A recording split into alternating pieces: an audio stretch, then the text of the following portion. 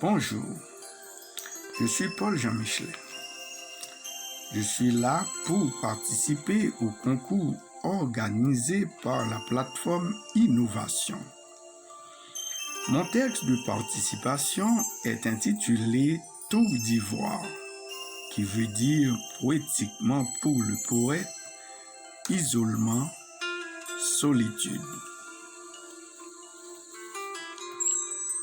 Tour d'ivoire est une poésie en vers.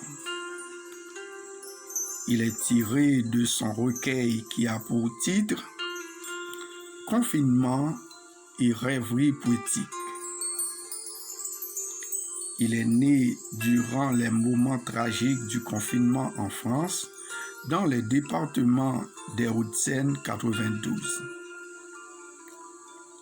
Ce fragment de l'œuvre du poète Confinement et rêverie poétique obéit aux règles de la versification française.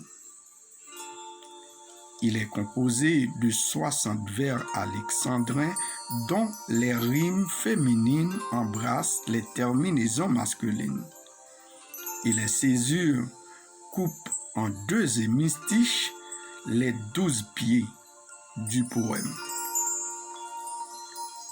Cela favorise l'harmonie et la cadence des vers en les déclamant. Lisons ce passage.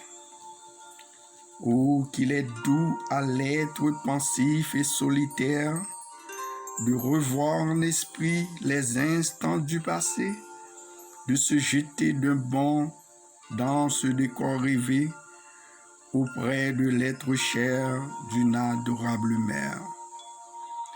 Avec le confinement qui est imposé au poète, il s'élève et s'élance dans un monde de rêves, d'imagination. De là, il revoit le village de son enfance. Soudain, les souvenirs lui reviennent. Quels souvenirs? Le petit bois fleuri, une source qui scintille, le zéphyr qui murmure. Poursuivons. Dans ce vide infini où ma musée s'élance, les souvenirs lointains repassent un à un, tournent, vont et reviennent du soir au matin, coulent comme le ruisseau avec abondance. Dans sa méditation profonde, le poète, au sein de sa solitude, il décrit tout ce qui lui rappelle son enfance, sous la bienveillance d'une mère. Il revoit sa jeunesse, le coucher du soleil. Poursuivons. La douce nature de sa toile dorée qui peint l'horizon d'un jaune abricot offre aux yeux avides un spectacle si beau qui embellit en plus des l'aube la rosée. Il est amené à vivre les scènes des nuits étoilées d'été. À l'Orient éternel, je me revois encore, au-delà des confins, dans l'infini des cieux, dans les nuits étoilées auréolées de feu, mon être se réjouit de tout ce qu'il adore.